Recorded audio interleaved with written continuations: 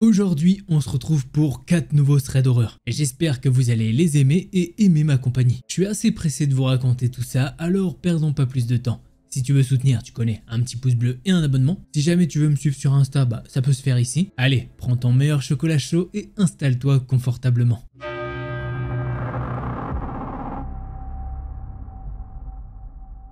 L'histoire que je vais vous raconter s'est déroulée il y a 20 ans.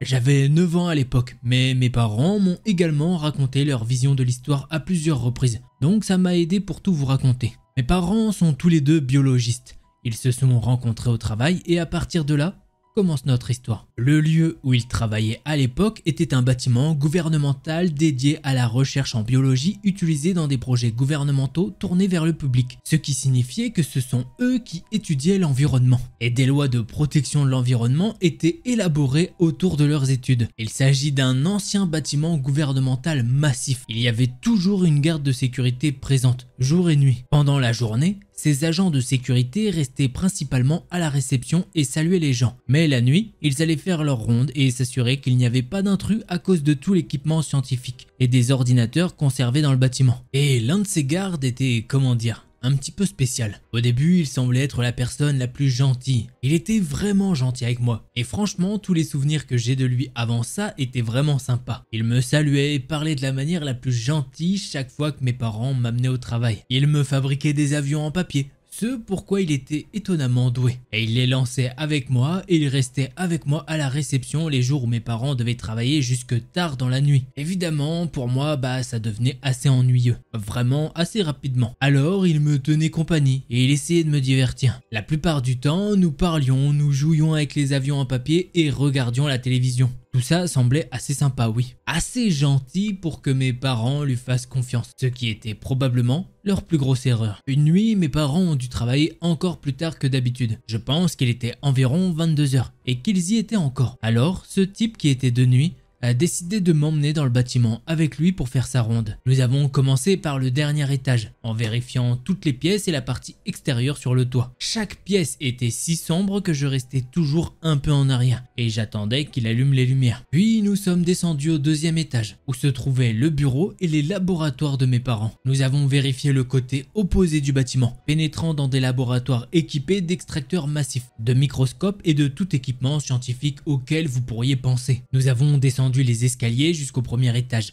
où se trouvaient la plupart des salles d'administration. Je me souviens encore avoir vu des cartes et des plans partout sur les murs. À cet étage, nous n'avons rien vu de spécial. Alors, il était donc temps de vérifier les deux niveaux du sous-sol. J'ai pensé qu'il aurait été logique de vérifier d'abord les laboratoires du côté droit, car le côté gauche avait un escalier au bout menant à l'endroit où se trouvaient mes parents. Mais pour une raison quelconque, il a décidé que nous allions vérifier ce côté d'abord. Nous avons vérifié tous les laboratoires, mais j'ai remarqué que son rythme s'accélérait et qu'il commençait à avoir l'air et à paraître plus heureux, excité même. Encore une fois, nous avons vérifié tous les laboratoires, tous les coins d'un bout à l'autre, allumant les lumières devant nous et les éteignant derrière nous quand nous sommes partis. Arrivé dans la dernière zone, il a allumé toutes les lumières et nous sommes entrés. Il y avait 3 bureaux séparés de chaque côté du labo et sur le premier, il s'est précipité vers l'imprimante. Il l'a ouverte et a sorti 2 morceaux de papier et j'ai fait 2 avions en papier rapide. C'est à ce moment-là que tout a changé. Il a ramassé l'un des avions, est sorti du bureau et il a lancé de nouveau l'avion en papier vers le fond de la pièce. Puis ensuite, il m'a dit que celui qu'il venait de lancer était à moi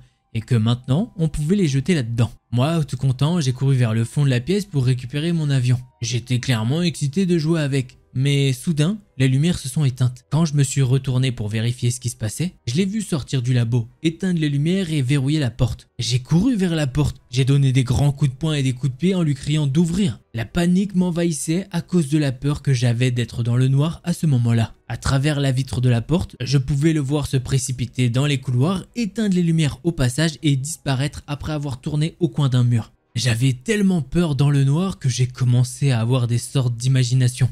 Maintenant, en étant plus grand, je sais que c'est mon esprit qui m'a joué des tours. Je me suis blotti contre un coin et j'ai vu des ombres se déplacer autour de moi dans l'obscurité. Je ne pouvais que pleurer, perdu sans savoir ce qui se passait et pourquoi ils faisaient ça. Mes parents ont finalement fini de travailler et quand ils l'ont fait, ils ont emballé leurs affaires et se sont dirigés vers le hall pour venir me chercher et rentrer à la maison. Quand ils sont arrivés, le gardien de sécurité était à la réception. mais je n'étais nulle part. Ils ont paniqué, bien sûr, ont crié une centaine de jurons différentes à ce gars, et je ne sais pas comment, mais mon père ne l'a pas tué sur le champ. Une nouvelle fois, ils lui ont demandé où est-ce que j'étais. Il leur a simplement dit qu'il était allé faire le tour avec moi et que j'avais dû me perdre quelque part. C'est un bâtiment qui prend à peu près 1h30 pour vérifier de haut en bas, et même si on se précipite, alors dire il s'est perdu quelque part n'était pas vraiment quelque chose d'utile. Mes parents ont alors cherché pendant des heures sans me trouver. Ce n'est que lorsque j'ai vu une lumière au bout des couloirs menant au laboratoire dans lequel j'étais que j'ai eu le courage de me lever, de me précipiter vers la porte et commencer à la frapper aussi fort que possible. Ils m'ont finalement trouvé là-bas et ont forcé le garde à déverrouiller la porte pour me faire sortir. Je ne me souviens pas vraiment avoir dormi cette nuit-là, et si je l'ai fait, ça devait être par épuisement. Mais je sais que j'ai obligé ma mère à rester dans la chambre avec moi toute la nuit. Bien sûr, mes parents ont porté plainte contre le garde, et quand ils l'ont fait et que le gars a commencé à faire l'objet d'une enquête, il a été renvoyé et arrêté. Pas parce qu'il m'a enfermé là où il espérait probablement que personne ne me trouverait, mais parce qu'il était associé à d'autres criminels pour voler des ordinateurs et du matériel dans l'immeuble, pour les vendre sur un marché louche avec les informations contenues dans les disques durs et faire de l'argent dessus. À ce moment-là, il avait volé beaucoup de vieux ordinateurs sans que personne ne s'en rende compte. Et qui sait quels étaient ses plans pour moi cette nuit-là. Je ne suis pas convaincu qu'enfermer un enfant qui pleure au milieu de l'obscurité, caché dans une pièce, soit exactement le comportement le plus normal si vous n'essayez pas de le cacher et de venir le chercher plus tard quand tout le monde est parti et de le vendre comme partie de votre produit. Oui, je pense qu'il voulait faire du trafic d'organes avec moi. Heureusement, il n'a jamais eu l'occasion de le faire. On est bien d'accord. Heureusement, il n'a pas réussi. C'est une dinguerie. Le mec, il a réussi à gagner la confiance des parents et de l'enfant. Et à force, et petit à petit, là, il se dit, là, je pense que c'est mon moment. Vas-y. Et apparemment, le trafic d'organes, c'est pas si rare. Genre aux États-Unis, hein, vraiment, c'est pas si rare. Dans une vidéo de Joyka, oui, je fais la promotion d'un énorme youtubeur, mais il a effectivement dit que quand il se baladait aux États-Unis, à un moment, il y avait des pancartes partout qui disaient attention au trafic d'organes. Voilà, donc comme quoi, aux États-Unis, c'est quelque chose de normal. C'est tout à fait normal. Même si, attention, hein, en France, doit y en avoir aussi. Hein. Attention, pas parce qu'il n'y a pas de prévention pour ça qu'il n'y en a pas. Donc faites attention à vous, bien évidemment. C'est une sorte de conseil nul, je sais, mais il faut le rappeler. Allez, on passe au prochain thread d'horreur.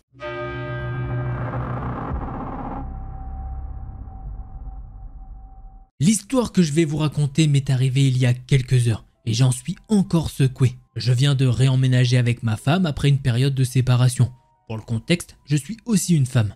Avant, je vivais avec des amis. Une de ses amies m'a contacté parce que du courrier pour moi de la poste avait été livré chez elle. Apparemment, il y avait eu un problème avec le changement d'adresse. Le bureau de poste n'est qu'à quelques pâtés de maison et nous n'avons pas de voiture. Alors, ma femme et moi avons décidé d'y aller à pied et de régler les choses. Sur le chemin du retour, nous nous sommes arrêtés à un feu rouge pour attendre la traversée. De l'autre côté de la rue, deux hommes en scooter électrique ont commencé à se croiser. L'un des deux hommes a mis la main vers sa poche arrière et a sorti un couteau. C'est un couteau qu'on peut ouvrir et il a commencé à le tourner dans sa main alors qu'il traversait la route. Il nous regardait droit dans les yeux. Au tout début, j'ai même cru qu'il sortait un pistolet et qu'il allait nous tirer dessus. J'ai eu un petit ouf de soulagement en voyant que ce n'était qu'un couteau. Mais j'étais quand même terrifié. Je suis resté là, regardant avec peur, tenant la main de ma femme. Les deux hommes nous ont dépassés sans encombre. Ils ne nous ont jamais rien dit, mais la menace était claire. On pense qu'ils nous ont avertis qu'il ne fallait pas les interrompre. Quoi qu'il en soit, le feu est passé au vert juste après qu'ils nous aient dépassés. Et nous nous sommes dépêchés de faire le reste du chemin du retour et avons verrouillé les portes derrière nous. Ça a fait quelques heures que ça s'est passé, mais nous avons toutes les deux trop peur pour quitter notre appartement. Je n'ai jamais eu aussi peur de ma vie auparavant. Je suis juste soulagé qu'il n'ait pas essayé de faire quoi que ce soit. Voilà, c'est comme ça que se termine ce petit thread d'horreur. Très court, je sais. Mais apparemment, les mecs voulaient sûrement faire comprendre qu'il fallait pas les emmerder parce que peut-être ils avaient fait un business pas très loin. Peut-être qu'ils ont fait un vol, un cambriolage, un truc comme ça, on sait pas. D'ailleurs, faut que je remette mes cheveux. Bref, on n'en sait pas plus, mais c'est déjà terrifiant. Hein. Il y a quand même un couteau à distance, certes, il est à distance, mais on sait jamais. Ils sont en scooter, l'autre, ils sont à pied, donc bon, tu t'as beau courir vite, tu te feras rattraper. Bref, passons au prochain thread.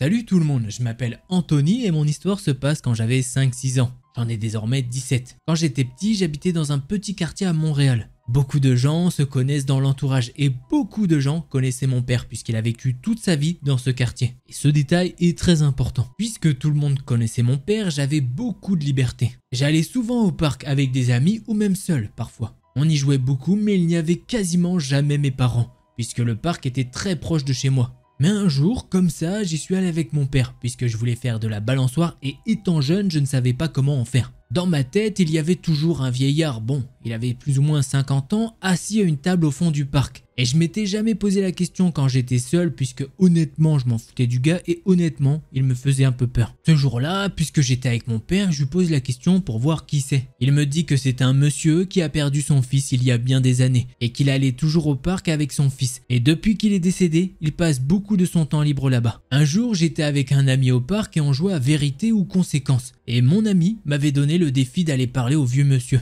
Je suis allé lui parler et le mec était hyper sympa. Il m'a parlé de son fils et tout. Et il m'a dit que son fils était décédé dans un accident de voiture quand il avait 7 ans et qu'il ne s'était jamais pardonné d'avoir conduit en état d'ébriété. Tous les jours, je retournais au parc et je le voyais toujours, mais je ne lui ai jamais reparlé. Un jour, j'étais au parc seul et j'étais aux toilettes et j'ai pris la première cabine. Bon, les toilettes étaient assez spéciales puisque dans 2 des 6 cabines, il y avait une autre sortie et j'étais dans une des cabines avec une autre sortie. Pendant que je faisais mes trucs aux toilettes, quelqu'un d'autre rentre et attend devant ma cabine. Là, je me dis que c'est pas normal puisque les 5 autres sont censés être vides. Je me rhabille et j'attends quelques secondes et la personne ne bouge pas et surtout, elle ne fait aucun bruit. Je regarde dans la fente de la porte et là je vois un œil, c'est la personne qui me regardait. En voyant ça, je commence à hurler de toutes mes forces et je prends la seconde porte et je pars en courant dans le parc. Un homme assis sur un banc me voit courir et crier et il me demande qu'est-ce qui se passe et moi j'étais incapable de lui expliquer.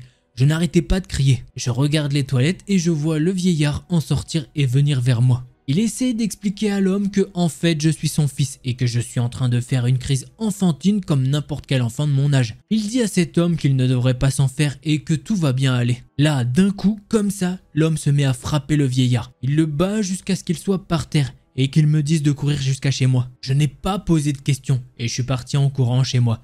J'ai tout raconté à mon père. Il m'a rassuré et m'a dit que tout allait bien et qu'il allait voir au parc. Moi, je reste chez moi et pendant de longues minutes, j'attends le retour de mon père caché sous ma couverture, terrifié. En revenant, mon père m'a dit que tout allait bien et que ça n'arriverait plus. Pour moi, l'histoire s'arrêtait là. 10 ans plus tard, c'est-à-dire l'année passée pour moi, mon père et moi, on se préparait pour aller aux funérailles d'un ami de mon père, Eric. Mon père devait donner un discours en sa mémoire. Quand c'est le temps du discours, mon père fond en larmes et il dit que c'est grâce à Eric que je suis toujours en vie. Cet homme, c'est l'homme qui m'a sauvé du vieillard. Il savait pertinemment que ce vieillard mentait, car il connaissait mon père. Sur le chemin du retour, mon père m'a expliqué la vraie identité du vieillard. Ce vieillard n'a jamais eu d'enfant. En fait, il avait déjà été attrapé et mis en prison pour plusieurs accusations. Pour kidnapping et abus sur mineurs. Alors je peux vous dire une chose, si un jour j'ai des enfants, ils n'iront jamais au parc seuls. Et j'espère que vous non plus, vous ne laissez pas vos enfants sans surveillance. Je pense qu'à la fin, il a tout résumé. Moi je vous le dis, quand je suis avec ma copine et mon chien au parc et que je vois un mec assis sur un banc et que je vois qu'il n'y a pas d'enfant autour, qu'il n'a pas d'enfant lui, je me dis mais qu'est-ce qu'il fait ce gars? Je vous jure. Moi pour moi c'est chelou, je sais pas si vous c'est pareil, mais quand je vois un homme qui est tout seul dans un parc comme ça, je me dis mais pourquoi? C'est quoi le but? C'est bizarre. Après, j'ai vu trop de thread horror dans ma vie. Et j'en ai raconté beaucoup trop. Alors forcément, je suis en mode, mais qu'est-ce que tu veux, mec? Ça se trouve, le gars, il prend juste l'air frais. Hein. Mais c'est bizarre quand même. Donc voilà, faites gaffe. Vraiment, petit conseil. C'est comme ça. Merci. Merci Delcor. N'hésite pas, tu dis dans les commentaires. Merci Delcor pour le conseil. Voilà. Allez, on passe au prochain thread.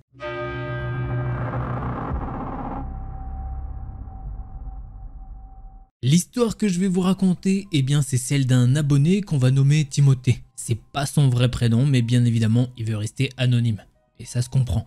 Timothée, il a 17 ans à l'heure actuelle, il a bientôt 18 ans d'ailleurs, et il veut nous raconter son histoire pour enfin pouvoir se débarrasser de ce poids. Son histoire s'est passée il y a environ 1 mois et ça y est, il commence à reprendre petit à petit le cours normal de sa vie. Passons donc à l'histoire et revenons 1 mois en arrière. Timothée se décrit comme un garçon plutôt classique, plutôt sportif néanmoins. Il nous dit que jusqu'à cet événement, il a jamais vécu de choses traumatisantes, pas vraiment de points noirs dans sa vie. Il nous dit qu'il n'a pas à se plaindre. Il habite une maison assez chic, ses parents exercent des métiers qui font que le revenu de la famille est assez confortable pour vivre. Sa sœur et lui-même n'ont pas à se plaindre. Ils ne sont pas archi gâtés par leurs parents, mais ils ne sont pas à plaindre et ça, il en est conscient. Il tient à préciser que justement au lycée, il pète pas plus haut que son cul. J'ai laissé l'expression telle quelle, c'est comme ça. Il est pas du genre à montrer que lui et sa famille sont à l'aise financièrement. Le contexte étant un petit peu posé, passons maintenant au vif du sujet. Un vendredi matin, Timothée se rend au lycée à pied et sur le chemin, il rencontre son pote Baptiste. Sur le chemin, ils parlent de tout et de rien. Ils arrivent au lycée, ils parlent un petit peu avec leur groupe de potes et ils vont devant la salle où ils sont censés avoir cours de mathématiques. Les minutes passent et un surveillant vient les voir pour leur dire que leur professeur ne sera pas là. Bon, Timothée il est bien content et c'est normal. Alors il a quasiment 1 heure de libre avec ses potes et ensemble ils décident de faire un petit tour dehors. Ils font 2-3 magasins dont un bureau de tabac pour l'un de ses potes et ensuite ils retournent en cours. Justement la journée de cours se passe bien, il n'y a rien de chelou dedans. Il finit à 17h30 mais il ne rentre pas directement chez lui. Car oui, ce jour-là il doit aller à son cours de boxe qui est à 19h. Alors quand c'est les jours comme ça où il doit aller à la boxe, il va chez son pote qui habite assez proche de la salle. Quand ils sont posés chez lui, il chill devant des vidéos YouTube et d'autres trucs. Bref, arrive enfin l'heure pour Timothée d'aller à la boxe. Il se rend à la salle et aujourd'hui pour lui très grosse séance de 2 heures avec échauffement,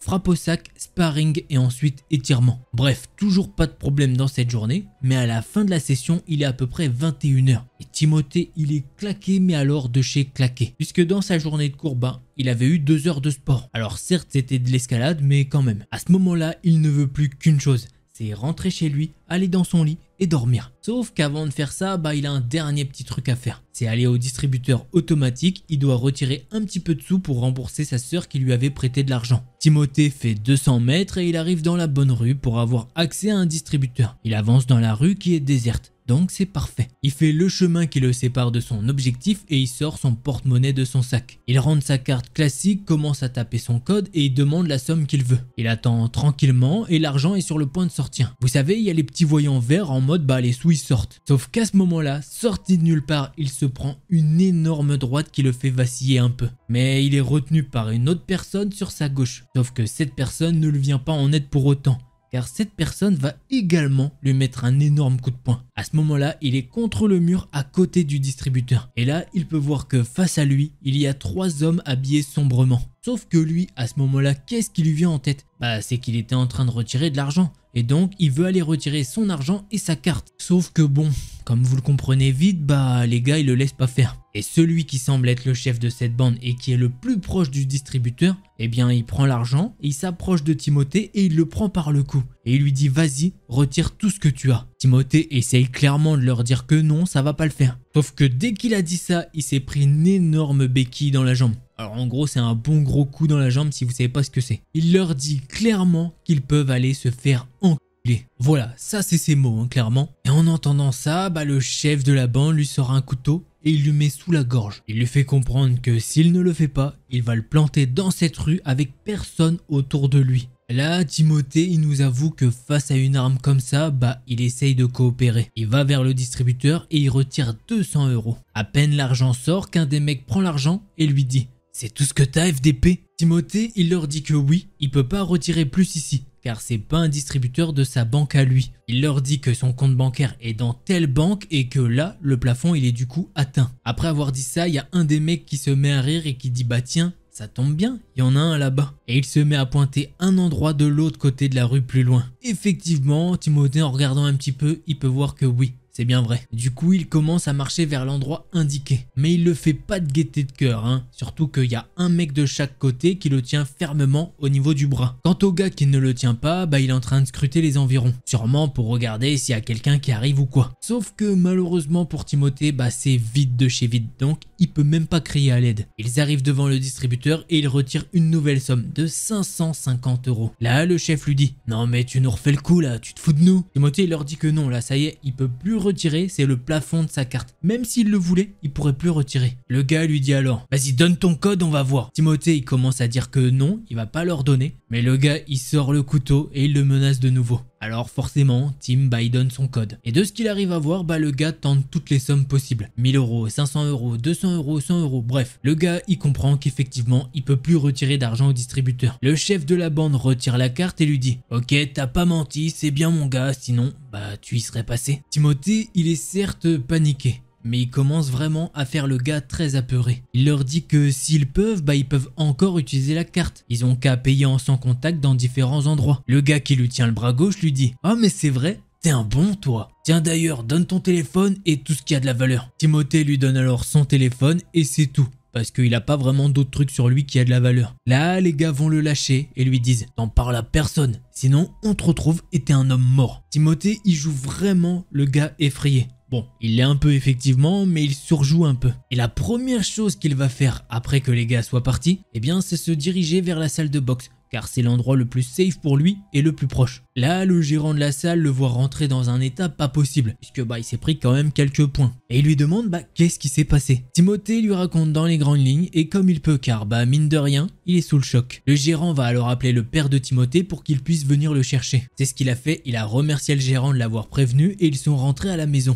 Pendant le trajet jusqu'à chez lui, Timothée raconte tous les moindres détails à son père. Mais juste avant de tout raconter, le père de Timothée a posé son téléphone sur le tableau de bord et il l'a mis en mode dictaphone histoire de pouvoir enregistrer toute cette conversation. Timothée, il a certes collaboré, de toute façon, il n'avait pas vraiment le choix. Mais il a essayé de faire les choses de la meilleure façon qu'il pouvait dans sa situation. En fait, il a essayé de prendre chaque petit détail qu'il pouvait à son avantage. Puisqu'en fait, au premier distributeur, il pouvait retirer 750 € s'il voulait, même si ce n'était pas sa banque attitrée. Mais il a fait ça pour pouvoir se rendre à un distributeur qui appartenait à une certaine banque. Je vais pas donner les noms des banques au cas où, je préfère pas. Et ce move de génie, il l'a pas fait pour rien. Puisqu'en fait, son père est le directeur d'une agence de cette compagnie. Alors c'était pas l'agence où il y avait le distributeur où il s'est fait agresser, son père en dirige une autre dans la ville, mais il a fait ça parce qu'il savait que son père aurait une certaine influence au sein de l'entreprise et que du coup il pourrait retracer tout ça. Et c'est ce qui a été fait en collaboration avec la police plus tard. Avec ce move de génie, ils avaient tout ce qu'il leur fallait. L'heure des retraits avec, vous savez, des belles petites caméras cachées à l'intérieur des distributeurs automatiques. Et une autre au-dessus là. Et les caméras, elles sont pas là pour rien. Elles servent vraiment pour le coup. Sauf qu'au début, petit problème sur les caméras du distributeur. Il faisait quand même vachement nuit et c'était pas très bien éclairé. Sachant qu'en plus, les trois se mettent pas forcément dans l'angle de la caméra. Sauf le chef qui lui retirait vraiment tranquillement. Mais maintenant, vous imaginez bien que ces Gugus, ils sont avides d'argent. Et du coup, ils ont sagement écouté Timothée. Ils ont fait des achats en paiement sans contact. Et ça dans plusieurs établissements. Et ces établissements disposent également de caméras de sécurité. Alors la police a réussi à regrouper un petit peu tout ça. Et ils avaient clairement l'identité des trois Gugus. Bon, Timothée, il nous dit que clairement ces mecs auraient sûrement acheté sans contact ou quoi. Mais c'était bien de les avoir poussés à le faire. Et malheureusement, comme souvent, les gars étaient déjà connus des services de police. Mais maintenant, il faut que la justice fasse son boulot. Et qu'il condamne ces gens. C'est ce que la famille de Timothée espère, puisqu'à l'heure actuelle, les gars ont été appréhendés, mais pour l'instant, aucune peine n'a été prononcée. Enfin bref, vous connaissez. Et voilà, c'est ainsi que se termine ce thread heureux. Alors tout d'abord, merci à Timothée, qui n'est pas son vrai prénom, de m'avoir raconté tout ça. C'était une expérience vraiment traumatisante à vivre, j'imagine. Et franchement, penser aux petits détails comme ça là, franchement bien joué. Vraiment, faut se le dire. T'as quand même un couteau sous la gorge à un moment. Il y a 3 mecs, donc certes, il m'a dit, on a parlé un petit peu, et il m'a dit qu'effectivement, pour lui, les threads d'horreur, c'était quelque chose, à un moment, il se disait, c'est pas possible, ça peut pas arriver à moi, ça peut pas m'arriver à moi, ça peut que arriver aux autres. En plus, il m'a dit, effectivement, je fais de la boxe et tout, je suis quand même à l'aise physiquement, tu vois, je peux me défendre contre un mec ou quoi. Sauf que là, ils sont 3, ils viennent en nombre et armés. Alors forcément, malheureusement, Timothée ne faisait pas le poids. Et je te le dis, puisque tu vas regarder la vidéo, franchement, t'as quand même bien géré, on va pas se mytho. Garder son sang-froid et penser à des petits détails en mode, je vais à l'autre distributeur, comme ça pourra faire en sorte que mon père il puisse retracer des trucs. Je vais pas te mentir, j'aurais pas pensé. Franchement, un grand bravo. Bon, si t'as kiffé, je t'invite à mettre un petit pouce bleu et un abonnement. Si tu veux plus de threads d'horreur, je t'invite à aller voir cette vidéo là. Allez, c'était Delcor, en attendant la prochaine vidéo, portez-vous bien, tchuss les petits potes.